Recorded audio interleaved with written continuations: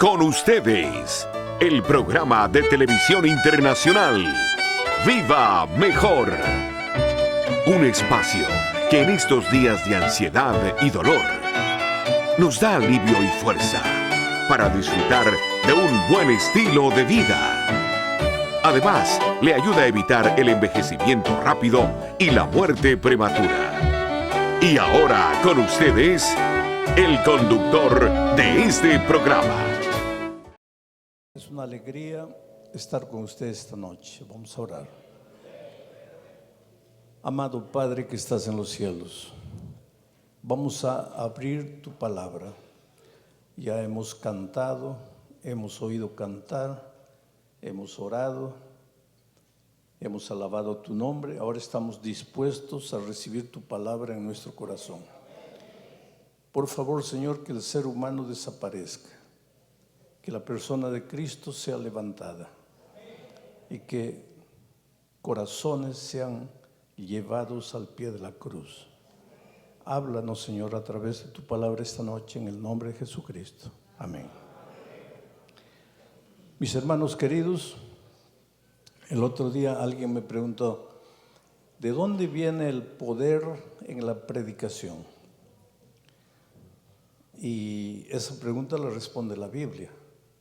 El poder en la predicación, en cualquier predicación, viene de la palabra de Dios. La propia palabra de Dios dice que la Biblia es como una espada de dos filos que penetra a lo profundo del corazón. Entonces, todo predicador que abre la palabra de Dios, él tiene que desaparecer, porque quien tiene que hablar es Dios. Y Dios habla a través de su palabra. Por eso no puede haber predicación donde la primera cosa que se haga sea abrir la palabra de Dios. Y yo he pedido que coloquen el texto bíblico en la pantalla, porque quiero que vean que el mensaje esta noche va a salir palabra por palabra del texto bíblico. Estas 5 noches aquí voy a predicar temas extraídos del libro de Amós. El libro de Amós solo tiene 9 capítulos, es un libro relativamente pequeño. Y el profeta Amós no era un profeta profesional. ¿En qué sentido digo profesional? No se había preparado para ser profeta. Él no había estudiado en la escuela de los profetas. Amós era un pastor de ovejas, vivía en el campo, pero Dios lo llamó de allí porque tenía un mensaje para el pueblo de Israel y para las otras naciones vecinas. Un mensaje de juicio. Pero vamos a leer el texto, después yo voy a ir explicando todo este asunto. El texto para hoy es Amós capítulo 1, versículo 2. Dice así: Jehová dijo.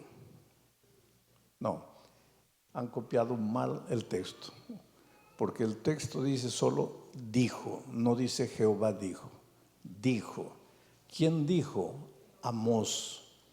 Voy a leer el versículo 1 para que ustedes entiendan mejor. El versículo 1 dice así: las palabras de Amós, que fue uno de los pastores de Tecoa, que profetizó acerca de Israel en días de Usías, rey de Judá, y en días de Jeroboam, hijo de Joás, rey de Israel, 2 años antes del terremoto.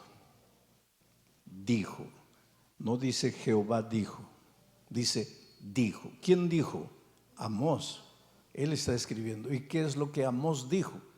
Él dijo: Jehová rugirá desde Sión y dará su voz desde Jerusalén, y los campos de los pastores se enlutarán y se secará la cumbre del Carmelo.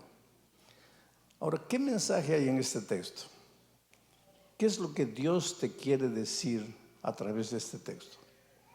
Cada día, cuando abras la palabra de Dios, No debes simplemente leer. Después de leer el texto, debes preguntarte, ¿qué es lo que Dios me quiere decir a través de este texto?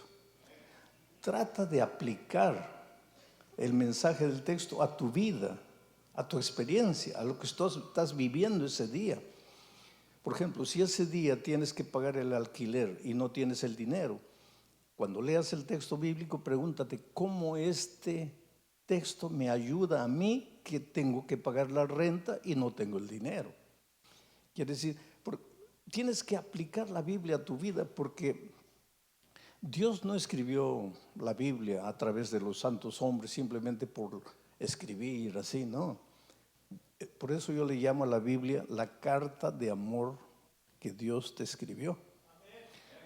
Tú mira la Biblia como una carta de amor que Dios te escribió. Porque si algo quiere Dios es que tú seas feliz. El problema es que no sabes ser feliz. Queriendo ser feliz, te metes en problemas. Queriendo ser feliz, te arruinas la vida. ¿Por qué creen ustedes que un muchacho se mete a las drogas? Porque quiere ser feliz. El resultado, muere a los 30 años, acabado, destruido. Y si tú le preguntas, ¿pero por qué quería ser feliz? Es que para ser feliz no basta querer ser feliz. Hay que saber cómo ser feliz. Y la Biblia es una carta de amor que Dios te escribió para que seas feliz. Ahora, el mensaje del libro de Amós es un mensaje asustador. Porque aunque Dios es amor, y estamos estudiando esto en las lecciones de la escuela sabática, Dios es amor, pero también es justicia. Así como Dios te ama, Dios detesta el pecado, no acepta el pecado. ¿Por qué no acepta el pecado? Porque el pecado te destruye, te hace infeliz. Y como Dios te ama y quiere que seas feliz, no puede aceptar el pecado. Porque si el pecado te hiciera feliz, ahí sí, Dios aceptaría el pecado. Pero es que el pecado te engaña, te seduce, te miente y te arruina. Ahí entra la justicia de Dios. Porque el pecado va a tener un punto final. El pecado no va a durar para siempre. El pecado va a acabar. Y cuando el pecado acabe, tu infelicidad acaba. Vas a ser feliz para siempre, permanentemente. Entonces, la Biblia está llena de mensajes de amor de Dios. Y este libro de Amós también habla del amor de Dios, pero habla de la justicia.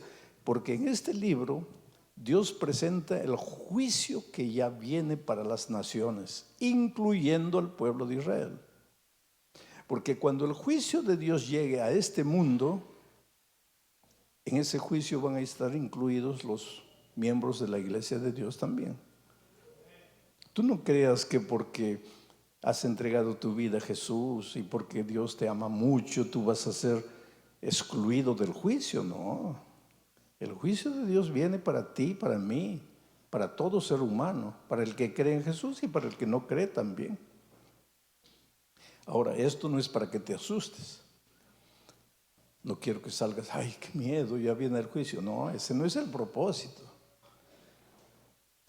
Tú no tienes que tener miedo del juicio. Y te voy a explicar por qué. Vamos a decir que tú compras una casa y te vas a tu país y alquilas la casa. Y cuando regresas, el inquilino se apoderó de tu casa. Hizo unos papeles ahí, y ahora cuando tú llegas dices, no, la casa es mía, aquí tengo los papeles. Entonces van a juicio, ¿no es cierto? Van a la corte. El juez va a dar el veredicto. Mi pregunta para ti es, ¿quién tiene que tener miedo? Tú, que no has hecho nada de malo, que tienes los papeles verdaderos, tú que has trabajado para edificar esa casa, o el inquilino que falsificando papeles se apoderó de la casa? ¿Quién es el que tiene que tener miedo del juicio? Lógico. ¿Y por qué no tienes que tener miedo del juicio tú? Porque tú has buscado al mejor abogado del mundo, que es Cristo, y te has escondido en Él. No porque no haya pecado en tu vida, sino porque estás en Cristo. Y ahora pues ninguna condenación hay para los que están en Cristo Jesús. Entonces, el juicio no tiene que darte miedo. El juicio tiene que darte miedo si tú no aceptas a Jesús. Si tú no vienes a Jesús. Si tú no te entregas a Jesús, ahí sí tienes que tener pavor del juicio. Entonces, Amós es un libro de juicio. ¿Y cómo comienza? Dice, las palabras de Amós, que fue uno de los pastores de Tecoa, y estas palabras fueron dadas 2 años antes del gran terremoto. Quiere decir que 2 años después que Amós escribió, vino un gran terremoto a esa región. Y muchos incrédulos durante años dijeron, no, ¿y quién va a creer que hubo un terremoto? ¿Qué pruebas hay de un terremoto? Y hace unos 40, 50 años, un grupo de exploradores descubrieron vestigios de que realmente hay ciudades enterradas, destruidas súbitamente, y solo puede ser fruto de aquel gran terremoto. Porque que Dios, cuando el terremoto viene, destruye a los malos y a los buenos. Cuando el incendio llega para los buenos y para los malos. Cuando la inundación viene, es para los buenos y los malos. Y cuando el avión cae, mueren los buenos y los malos. Porque nosotros, como hijos de Dios, solo porque hemos entregado nuestra vida a Cristo, no estamos libres de las consecuencias de este mundo de pecado. Pero antes de venir el terremoto, Dios llama del campo a un pastor de ovejas y le dice, 2 años antes de que venga el juicio, te voy a pedir que tú anuncies para que el pueblo se arrepienta. Y ahí aparece Amós. Y entonces ahora voy a entrar en el mensaje del texto. Y dijo Amós, ¿qué es lo que dijo? Jehová rugirá desde Sión. Después, la segunda frase repite el concepto de la primera frase. Jehová dará su voz desde Jerusalén. En otras palabras, Jehová hablará desde Sión. Pero ¿por qué no dice hablará? ¿Por qué dice rugirá? ¿Quién ruge? Las personas no rugen. Quien ruge es el león. ¿Qué quiere decir esto? Que Jehová va a hablar como león. ¿Y quién es el león en la Biblia? Cristo, el león de Judá. ¿Y quién es Sión? Porque Jehová rugirá desde Sión. ¿Qué cosa es Sión? Es interesante. Para entender qué cosa es Sión hoy, tú tienes que entender qué cosa era Sión en los tiempos de Israel. Y en el tiempo del pasado, Sión era un monte donde Dios quería reunir a todos sus hijos esparcidos por el mundo, quería llamarlos a Sión. Si querían pertenecer a Dios en el Antiguo Testamento, las personas tenían que ir a Sión, estar ahí en Sión con Dios. Otra cosa más. En el Antiguo Testamento, Sión era el lugar donde Dios hablaba. Ahí está, Él va a rugir de Sión. En el monte Sión, los que querían ser salvos tenían que acudir al monte Sión. No porque el monte Sión tuviera poder para salvar, sino porque en el monte Sión Dios llamaba a sus hijos. Entonces, para descubrir qué es Sión hoy, tienes que hacerte las mismas preguntas. ¿Cuál es el lugar donde Dios hoy habla a través de su palabra? Primera pregunta. Segunda pregunta, ¿cuál es el lugar donde hoy Dios quiere reunir a sus hijos? Él dice, donde dos o tres estuvieran reunidos en mi nombre, ahí estaré. ¿Cuál es ese lugar? Y naturalmente la respuesta es la iglesia de Dios. Dios habla en su iglesia. Dios habla desde su iglesia, pero habla a través de su palabra. El otro día yo encontré una persona muy sincera que me dice, pastor, yo ya he entregado mi vida a Cristo, pero no quiero saber nada con la iglesia. Pero yo soy de Jesús. Pero iglesia a mí no me conviene. Y le digo, ¿por qué? Porque en la iglesia hay muchos hipócritas. Y yo te pregunto esta noche, ¿en la iglesia hay hipócritas o no? ¿Ah? ¿Cómo que no? Claro que sí. Claro que hay mucho hipócrita. ¿En la iglesia hay personas falsas? Sí. ¿En la iglesia hay personas malintencionadas? ¿Hay personas criticonas? ¿En la iglesia hay chismosos? Entonces, ¿cómo Dios va a hablar desde la iglesia? Este es un asunto para pensar. Porque el texto dice que el león de Judá va a rugir desde la iglesia. ¿Por qué la iglesia es imperfecta? Porque, queridos, nosotros no somos una iglesia perfecta. Y hay algunos predicadores que están diciendo que antes de la vuelta de Cristo la iglesia tiene que ser absolutamente perfecta. Y eso crea mucha desesperación a mucha gente porque se asusta y dice, entonces yo no, porque tú te miras y ¿a qué conclusión llegas? Porque yo tengo una pregunta, si en la iglesia todos fueran como tú, con tu carácter, con lo que tú piensas, con lo que tú sientes, igualito a ti, si todos en la iglesia fueran como tú, la iglesia sería perfecta, ¿no es cierto? ¿Sí o no?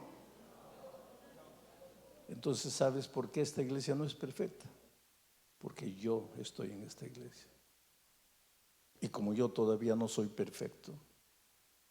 Pero ¿cómo? ¿Usted no es el pastor Bullón? Sí, pero si Pablo dijo, hermanos, yo todavía no lo he alcanzado, sino que prosigo para ver si un día llego. ¿Quién soy yo para decir yo sí ya? No, querido, porque el día que tú te sientas perfecto, te vas a sentir con el derecho de mirar al otro y de criticar y de juzgar al otro. Y cuando comienzas a juzgar a otro, eso ya es evidencia de que no eres perfecto.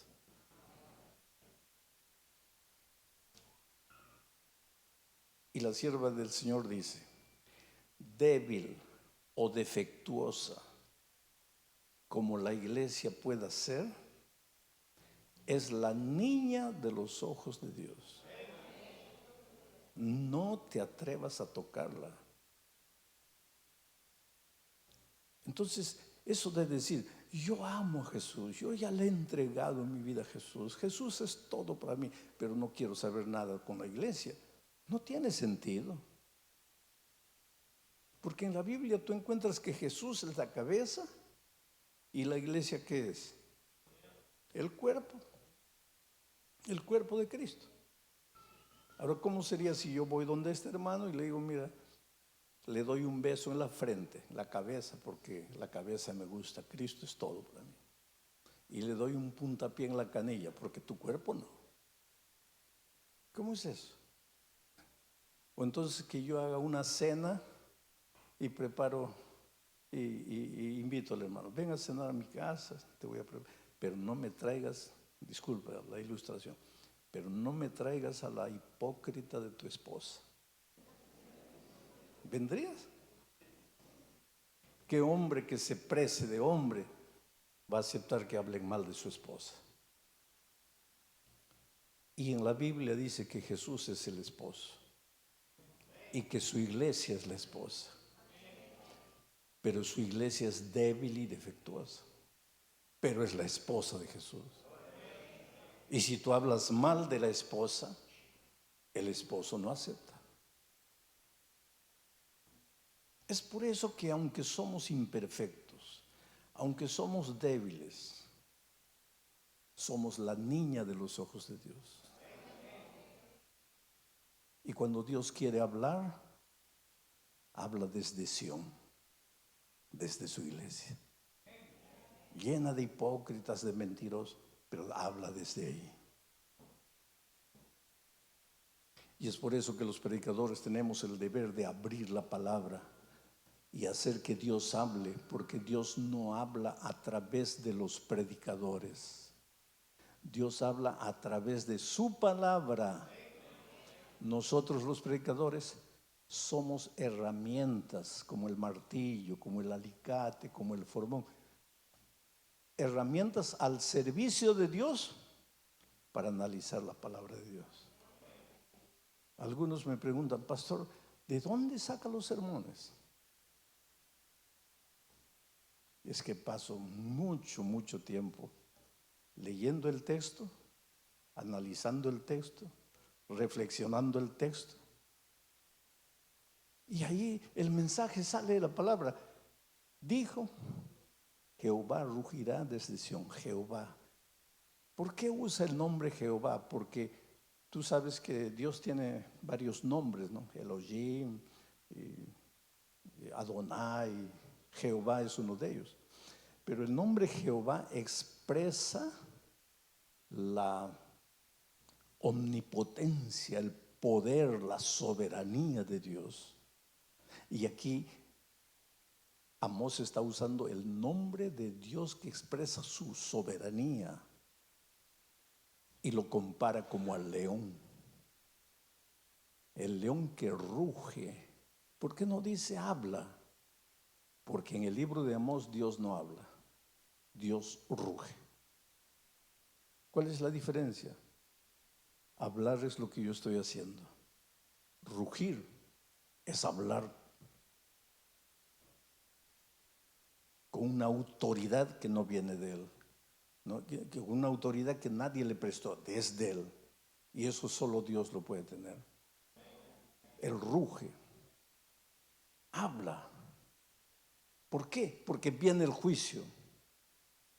Porque Dios te ama y te dio libertad y te deja que te vayas. No te puede obligar, no te puede traer por la fuerza. Pero Dios te observa y sufre por ti. Así como el padre del hijo pródigo, que estaba en el balcón de su casa mirando a la lejanía. Un día volverá, yo sé que un día volverá. Dios igual contigo. A veces tú te vas yendo. Dios no te puede arrastrar. Entonces Dios te mira, te observa. Pero tú tienes que tener seguridad de una cosa. Así como Dios te ama, así como Dios te cuida, así como Dios nunca te desampara, un día vas a tener que darle cuenta a Dios del uso que has hecho de tu libertad. Llámale a eso juicio. Un día, tú puedes vivir como quieras, pero un día las consecuencias de tus decisiones equivocadas van a llegar. Yo estaba saliendo de un estadio después de la predicación y un muchacho corrió porque yo había predicado del amor de Dios. Y él me dijo así: pastor, a mí sí Dios no me perdonó. A mí Dios no me ama. ¿Por qué dices que no te ama? Porque si me amara ya me hubiera perdonado. Pero ¿por qué crees que Dios no te ha perdonado? Porque no me ha curado. ¿Tú estás enfermo? Sí. ¿Qué tienes? estoy enfermo de SIDA, porque he vivido una vida perdida, una vida acabada, y ahora tengo SIDA y estoy condenado a muerte. Esta historia no es de ahora, porque ahora ya la ciencia posibilita que una persona con SIDA pueda vivir de alguna manera muchos años. En aquellos tiempos, cuando el SIDA apareció, era SIDA, muerte, no había otra solución, y eran esos tiempos. Y ese muchacho se estaba encaminando para la muerte. Y él me dijo, porque si Dios me amara, me hubiera perdonado. Y si me hubiera perdonado, me hubiera curado. Pero Dios no me cura. Es que, querido, con el pecado tú no puedes jugar. Porque Dios te perdona. No hay nada que Dios no pueda perdonarte. Te perdona todo. El pecado más horrible, crimen, asesinato, violencia, asalto a mano armada, droga, tráfico, Dios te perdona todo. No hay nada que Dios no te pueda perdonar. Pero la vida no te perdona. La vida te cobra. Y Dios había perdonado a ese muchacho, pero la vida le estaba cobrando. Y él murió, él falleció. En esos tiempos no había remedio. Pero murió perdonado. Pero murió. Ahora, ¿por qué tú tienes que ser perdonado para morir si puedes ser perdonado para vivir? Por eso es que la Biblia dice, hoy es el día de buena nueva. No es mañana, no es de aquí a 10 años, no es cuando ya estés muriendo, hoy. Si oyeres hoy su voz, no endurezcáis vuestro corazón. Entrégale la vida a Jesús. Entonces, este mundo se está encaminando a su propia destrucción. Terremotos, incendios, que el mar se sale, que violencia, guerra. Y no es solo eso, la inmoralidad. ¿Qué es la inmoralidad? Cada uno inventa su manera de vivir. No me interesa lo que Dios diga, me interesa lo que yo pienso, me interesa lo que yo siento. Dios puede decir lo que quiera, pero yo no acepto. ¿Y por qué Dios no te fulmina en la hora? Porque Dios te ama, pero te observa. Te observa y la vida te va a cobrar un día.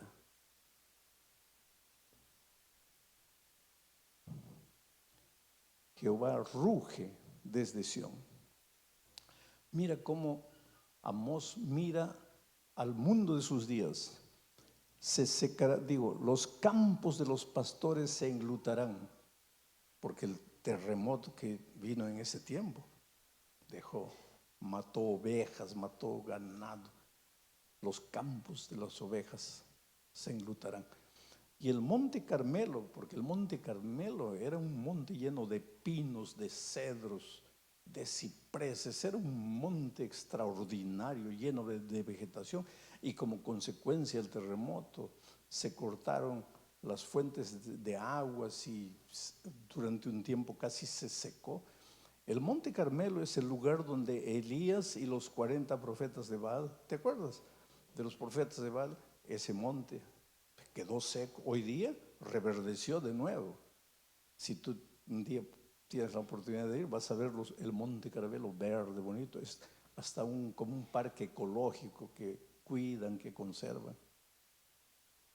El futuro de este mundo, lo que Amós está diciendo, el futuro de este mundo es triste, porque cada uno quiere ser su propio Dios, porque cada uno quiere determinar su propia moral. A nadie le interesa lo que Dios diga, porque si Dios dice que un hombre tiene que casarse con una mujer y un hombre se casa con otro hombre, pues ¿qué es eso? Decirle, Señor, tú puedes decir lo que quieras, no me interesa. Me interesa lo que yo creo, lo que yo pienso, no lo que la Biblia dice. Es por eso que Dios ruge. Pero ahora vamos a analizar la palabra ruge, rugir. El león ruge. ¿Cuándo ruge el león? Tú sabes que cuando en la selva el león ruge, ¿qué pasa con los otros animales? Silencio, hasta las cigarras, silencio. Dice que el rugido del león llega hasta 8 kilómetros. Cuando el león ruge, silencio, porque está hablando el rey de la selva, el rey de los animales, está rugiendo. ¿Por qué ruge el león? Por varios motivos. Primero, el león ruge cuando ve que los enemigos se están acercando y están invadiendo su territorio. Entonces él ruge para que los enemigos sepan: este es territorio mío, aquí tú no entras. Y cuando el león de Judá ruge, ¿qué es lo que está diciendo? Sión, mi iglesia, es mi territorio. Aquí tus ideologías no entran, porque aquí quien habla es mi palabra. Por eso el león ruge. Pero el león ruge también cuando un miembro de la manada, un cachorrito, se pierde y está con miedo, porque otros animales pueden matar al cachorrito, indefenso todavía. Y el pobre cachorrito está temblando por ahí en la oscuridad, se perdió de la manada y no sabe qué hacer. Y el león ruge. ¿Para qué? Para decirle al cachorrito: no tengas miedo, que te estamos buscando. Entonces, cuando tú estás con miedo porque vas a perder el empleo, porque me van a deportar, el león ruge para decirte: no tengas miedo. Y no es cualquier león, es el león de Judá. ¿Cuándo más ruge el león? Cuando la manada a veces por algún motivo se dispersa. El león ruge para llamar a los miembros de la manada. Jehová es tu pastor. Jehová es tu rey. Jehová es tu león. Él ruge para llamarte, para que no andes perdido, extraviado por ahí. Tu vida sin sentido, tus documentos no salen, te sientes amenazado, te sientes con miedo. El león ruge para decir: hijo, no estás solo. Puedes sentirte solo, pero no estás solo. Yo estoy contigo, yo te amo, yo te cuido, yo te protejo. Jehová ruge desde Sión. ¿Y cómo ruge? A través de su palabra. ¿Y cuál es la palabra de Dios? La Biblia. Por eso cuando estés triste, abre la Biblia. Cuando te sientas solo, abre la Biblia. Cuando te falta dinero, abre la Biblia. Cuando has pecado, has caído y te sientes un miserable, abre la Biblia. Cuando te sientas enfermo, al borde de la muerte, abre la Biblia. Algunos de ustedes saben que hace 3 años yo estaba casi muerto en un país extraño, lejos de aquí. Y yo entendí el valor de la esperanza. Porque cuando yo sentí que me iba, extraño, yo no le dije a Dios: Señor, cúrame, Señor, levántame, Señor, sácame de esta situación. No. Entonces entendí el valor de la esperanza. Porque yo acostado en la cama, pasé 45 días en la cama, 15 días en la unidad de tratamiento intensivo, esperando la muerte. Pero mi oración no fue: Señor, cúrame, levántame. Dije: Señor, gracias por todo lo que hiciste en mi vida. Si tengo que descansar, déjame descansar tranquilo. Y cuando salí del hospital, la médica, una señora que no no creía en Dios, era atea. Me dijo, nosotros sabemos que usted es pastor y que usted cree en Dios y que usted predica a Dios. Y nosotros desde el punto de vista médico ya no teníamos esperanza con usted. Entonces, si usted está en pie, es porque ese Dios que yo no conozco, pero usted sí, lo ha levantado. Y otra cosa, un factor decisivo para su recuperación fue la esperanza. Los otros pacientes lloraban, se desesperaban, pero usted con una resignación, con una tranquilidad, parecía que no tenía miedo a la muerte. Y querido, ¿por qué tienes que tener miedo a la muerte? Si eres joven, sí, cuídate. No hagas cosas peligrosas. Tienes esposa, tienes hijos para criar. Pídele a Dios que te mantenga sano. Pero en mi edad, ¿qué tengo que pedirle a Dios que me deje vivir? Ya viví. Ya mis hijos son adultos, están en la iglesia, sirven a Dios. Miedo a la muerte, ¿por qué? Porque la muerte para el cristiano es como el sueño. Cuando mueres, duermes. Y cuando abras los ojos, Cristo ya está volviendo.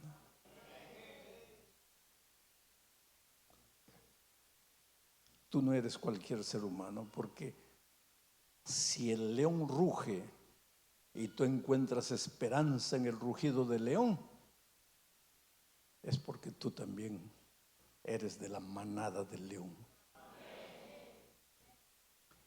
Y tú sabes que el rey de los leones entre la manada es el más fuerte, el más luchador, el que derrota a otros enemigos. Pues ese es tu rey, tu león de Judá.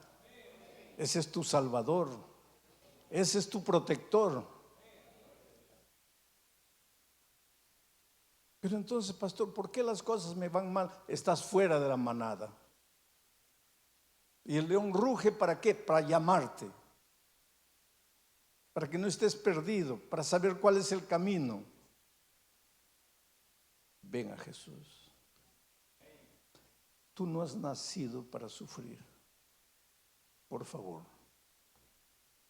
¿Quién sabe estás sufriendo? Pero tú no has nacido para sufrir. Entonces, ¿por qué sufro? Estás viviendo en un mundo de pecado y de dolor, donde hasta los hijos de Dios sufren. Pero tu Dios es el león de Judá. No tengas miedo de la vida, ni del pasado, ni del presente, ni del terremoto, ni del incendio. Interesante que Dios manda a Amós decirle al pueblo, el león de Judá, y 2 años después venía el terremoto. Cuando la tierra tiemble, no tengas miedo. Cuando todo el mundo esté siendo deportado, no tengas miedo. Cuando todo el mundo esté muriendo, no tengas miedo. Solo no te dejes arrastrar por las aguas turbulentas, inmundas de la moralidad que invade este siglo. Sométete a la autoridad del león. Entrégate a él. Encuentra refugio en él. Que esto no sea teoría. Esta noche vuelve a la casa. Si has estado lejos, regresa. Si has estado triste, levanta la cabeza. Si has estado con miedo, sacude el polvo del miedo de tu corazón. Tú no eres cualquiera. Tú eres un hijo precioso de Dios. Por eso esta noche te voy a hacer una invitación. Esta invitación no es para los miembros bautizados de la iglesia, porque un día ustedes ya se levantaron, ya fueron adelante, ya le entregaron la vida a Cristo. Esta invitación que voy a hacer es para ti, mi amigo querido, que has venido aceptando la invitación de un vecino, de un pariente, de un amigo, Has venido por curiosidad, querías saber qué hacen en la iglesia, pues estás aquí. ¿Y para qué te voy a invitar? Para que vengas al lado del león de Judá, para que no tengas miedo, que aparezca cualquier perro rabioso queriendo morderte. Tú estás al lado del león. Ay del perro que se acerque. Que aparezca una hiena asesina queriendo devorarte. Tú estás al lado del león. Entonces, necesitas entregarte a Jesús para que el león de Judá te ampare. Y si por algún motivo de la vida te has alejado de la iglesia, también necesitas esta noche devolverte a Jesús, porque tú no eres tuyo, tú no te perteneces, tú le perteneces al león de Judá.